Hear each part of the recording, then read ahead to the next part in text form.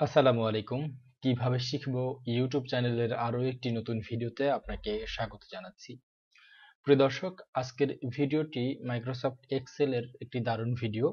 আজকের ভিডিওতে আমরা খুব গুরুত্বপূর্ণ একটি বিষয় নিয়ে আলোচনা করব। বিষয়টি হচ্ছে আমরা বিভিন্ন টেক্সট ফাইলগুলোকে বা নোট ফাইলগুলোকে কিভাবে এক্সেল এর মধ্যে কনভার্ট করব। যারা কম্পিউটারে বিভিন্ন ডাটা এন্ট্রির কাজ করেন কিংবা মাইক্রোসফট এক্সেল রিলেটেড কাজ করেন, তাদের কিন্তু অনেক সময় এমনটা হয় যে তাদের ক্লায়েন্ট তাদের যে তথ্যগুলো সেই তথ্যগুলো বিভিন্ন টেক্সট ফাইলে করে তারপরে পাঠান। তো এই টেক্সট ফাইল থেকে আমরা সাধারণত যেটা করি সেটা হচ্ছে কপি পেস্ট করি, কিন্তু না ভাই, আমরা এই কাজগুলোকে অনেক দ্রুত জাস্ট 1 মিনিটের মধ্যে যত বড়ই টেক্সট ফাইল হোক না কেন এবং সেই ফাইলের মধ্যে যতই তথ্য থাকুক না কেন, সব তথ্যগুলোকে আমরা জাস্ট সর্বোচ্চ 1 মিনিটের মধ্যে মাইক্রোসফট এক্সেলে কনভার্ট করতে পারবো। তো বন্ধুরা, তাহলে আর কথা না বাড়িয়ে চলুন মাইক্রোসফট এক্সেলেই চলে যাই। বন্ধুরা, আমি মাইক্রোসফট এক্সেলের একটি শীট ওপেন করেছি এবং এই শীটটার মধ্যেই আমি টেক্সট ফাইল থেকে টেক্সট ফাইলের মধ্যে যে তথ্যগুলো রয়েছে সেটাকে কনভার্ট করব মাত্র 1 মিনিটের মধ্যে। আমি যেই টেক্সট ফাইল থেকে তথ্যগুলো নিব সেই টেক্সট ফাইলটি হচ্ছে এটি। তো এই টেক্সট ফাইলটা আমরা একটু ওপেন করে দেখি এর মধ্যে কি আছে। বন্ধুরা, এই টেক্সট ফাইলটির মধ্যে কিছু কাস্টমারের তথ্য রয়েছে। যেমন আমরা যদি উপর থেকে একটু দেখে আসি, প্রথমে আছে সিরিয়াল, তারপর আছে ইনভয়েস আইডি, তারপর customers name, customers phone number এবং কাস্টমার্স ইমেল নাম্বার। তো এখানে আমার যে ক্লায়েন্ট এই তথ্যগুলো পাঠিয়েছে সেই তথ্যগুলোর মধ্যে উনি প্রত্যেকটা ক্যাটাগরিজের মাঝখানে একটা করে ট্যাব চিহ্ন ব্যবহার করেছেন। আমরা এই ট্যাব চিহ্নগুলোকে একটা আলাদা আলাদা কলামে করে নিয়ে এই তথ্যগুলো আমরা খুব সুন্দরভাবে এক্সেল এর মধ্যে ইনপুট করতে পারবো। সেটা করার জন্য আমরা আবার এক্সেল ফাইলে চলে যাই। এক্সেল ফাইলে আসার পরে আমাদের প্রথম যে কাজটি হবে সেটা হচ্ছে আমরা উপর থেকে, অর্থাৎ আমাদের এই যে রিবন বার রয়েছে সেই রিবন বার থেকে আমরা চলে যাব ডাটা যে মেনুটি রয়েছে সেখানে। ডাটা মেনুতে ক্লিক করার পরে আমরা যদি বাম দিকে একটু তাকাই, এই যে গেট এক্সটার্নাল ডাটা এই এরিয়ার মধ্যে একটা অপশন রয়েছে, সেটা হচ্ছে ফ্রম টেক্সট। আমরা এই ফ্রম টেক্সট অপশনে একটি ক্লিক করব। ক্লিক করার পরে আমাদেরকে নিয়ে যাবে আমাদের কম্পিউটারের হার্ড ডিস্কে। তো এই কম্পিউটারের হার্ড ডিস্কের মধ্যে আমাদের টেক্সট ফাইলটি কোথায় রাখা আছে সেই লোকেশনটি ধরিয়ে দিতে হবে।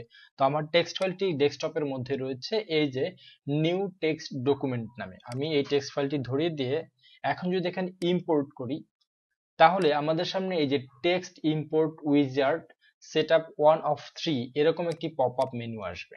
এই পপআপ মেনুর মধ্যে প্রথমে যে অপশনটি রয়েছে সেটি হচ্ছে choose the file type that best describe your data. এখানে এই যে ডেলিমিটেড অপশনটি রয়েছে সেখানে আমরা চেক মার্ক করে রাখবো এবং এটা বাই ডিফল্ট ভাবে চেক মার্ক করা থাকবে। তারপরে যে অপশনটি রয়েছে সেটি হচ্ছে মাই ডাটা হ্যাজ হেডার্স।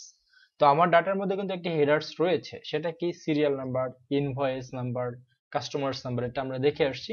তো এখানে যেহেতু আমার হেডার রয়েছে সুতরাং এটাকে আমি টিক মার্ক করে দিতে পারি। টিক মার্ক করে দেওয়ার পর আমরা এখান থেকে চলে যাব নেক্সট অপশনে। নেক্সট অপশনে আসার পরে দেখেন প্রথম যে অপশনটি রয়েছে সেটি হচ্ছে ডেলিমিটার্স। ডেলিমিটার্স মানে আমরা যে কলামটাকে ভাগ করব সেটি কোন জায়গা থেকে ভাগ করব। আমরা বলেছিলাম যে আমাদের টেক্সট ফাইলের ডাটার মধ্যে ট্যাব মার্ক গুলো ছিল, সেই ট্যাব মার্ক গুলোই হচ্ছে মূলত আমরা একটা একটা কলাম হিসেবে চিহ্নিত করব। সুতরাং এখানে আমি যে ট্যাব মার্কটাকে টিক মার্ক করে রেখেছি। করে রাখার পরে আমরা এখান থেকে চলে যাব নেক্সট। নেক্সট অপশনে ক্লিক করার পরে আমাদের সর্বশেষ যে স্টেপটি রয়েছে সেই স্টেপটির মধ্যে আরো কিছু তথ্য চাইবে। তো তথ্যগুলো রয়েছে যে আমরা যে কলামগুলো ব্যবহার করছি সেই কলামগুলো যে তথ্যগুলো রয়েছে সেই তথ্যগুলো আমরা কিভাবে রাখতে চাই বা কোন ফরম্যাটে রাখতে চাই। তো এখানে আমরা এই জেনারেল অপশনটাকে ক্লিক করে আমরা ফিনিশ করে দেই, কারণ আমাদের যদি এখানে কোনো ফরম্যাট চেঞ্জ করতে হয় সেটা কিন্তু আমরা পরে সেই ফরম্যাটটাকে চেঞ্জ করে নিতে পারবো। সুতরাং এখানে ওইভাবে কোনো কিছু চিন্তা না করে আমরা কিন্তু সরাসরি এখান থেকে ফিনিশ করে দিতে পারি। ফিনিশ করে দেওয়ার পরে আমাদের সামনে ইম্পোর্ট ডাটার আরেকটি পপআপ মেনু আসবে। এবং এই পপ আপ মেনুর মধ্যে বলা হয়েছে where do you want to put the data. আমরা এই ডাটাগুলোকে কোথায় রাখতে চাই, আমরা এই ওয়ার্কশিটের মধ্যেই রাখতে চাই। সুতরাং এক্সিস্টিং ওয়ার্কশিট দিয়ে দিলেই হবে। আর যদি আপনি নতুন ওয়ার্কশিট ওপেন করতে চান তাহলে আপনি এখান থেকে জাস্ট এই নিউতে চেকমার্ক করে ওকে করলেই হবে। তো আমি এটার মধ্যেই রাখতে চাচ্ছি, সুতরাং এখানে আমি ওকে প্রেস করে দিলাম। ওকে প্রেস করলে দেখেন বন্ধুরা, আমাদের টেক্সট ফাইলের মধ্যে যে ডাটা বা তথ্যগুলো রয়েছিল সেই তথ্যগুলো কিন্তু জাস্ট 1 মিনিটেরও কম সময়ের মধ্যে আমরা এই এক্সেল এর মধ্যে ইনপুট করতে পারছি। তো এখানে আমাদের যে হেডারটি রয়েছিল যে সিরিয়াল নাম্বার, সেটা কিন্তু এই কলামের মধ্যে চলে আসছে। তারপরে কি ছিল, ইনভয়েস আইডি, আমাদের কিন্তু ইনভয়েস আইডি বি কলামে চলে আসছে, এবং সি কলামে কাস্টমার্স নেম, ডি কলামে কাস্টমার্স ফোন নাম্বার, ই কলামে কাস্টমার্স ইমেইল নাম্বার। এখানে একটা বিষয় একটু খেয়াল করেন বন্ধুরা, এখানে যে মোবাইল নাম্বারটি ছিল আমাদের বাংলাদেশি মোবাইল নাম্বারে যেহেতু প্রথমে 0 দিয়ে শুরু হয় বা +88 থাকে, সুতরাং এই মোবাইল নাম্বারগুলো কিন্তু এখানে একটু ভেঙে গেছে। তবে চিন্তার কোনো কারণ নেই, কারণ এটাও আমরা খুব সহজে সমাধান করে নিতে পারবো। সেটা কিভাবে করব আমি দেখিয়ে দিচ্ছি। আমাদের এখানে যে ফরম্যাটে মোবাইল নাম্বারগুলো টাইপ করা আছে সেই ফরম্যাটটি হচ্ছে, এখানে কিন্তু টোটাল 13টা সংখ্যা রয়েছে। তো এই মোবাইল নাম্বারের ফরম্যাটটাকে ঠিক করার জন্য আমরা এই ডি কলামটাকে সিলেক্ট করব। সিলেক্ট করার পরে আমরা রিবন বার থেকে চলে যাব হোম মেনুতে। হোম মেনুতে আসার পরে আমরা এখান থেকে এই নাম্বার ফরম্যাটের অ্যারোতে ক্লিক করে আমরা চলে যাব ফরম্যাট সেলে। ফরম্যাট সেল থেকে আমরা কাস্টমস থেকে এখানে এই জেনারেলটাকে মুছে আমরা এখানে 13টা জিরো লিখব।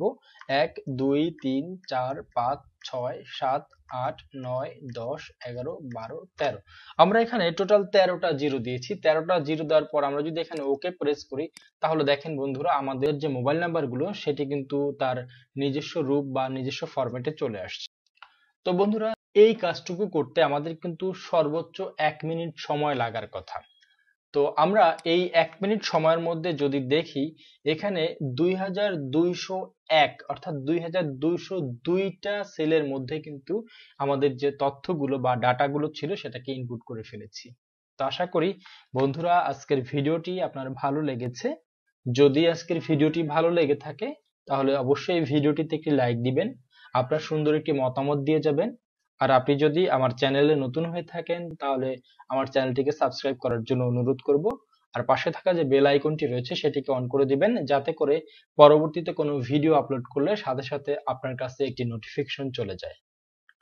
পরবর্তী ভিডিও দেখার আশা রেখে এখানেই শেষ করছি। সেই পর্যন্ত সবাই ভালো থাকুন, সুস্থ থাকুন, কিভাবে শিখবে সাথে থাকুন।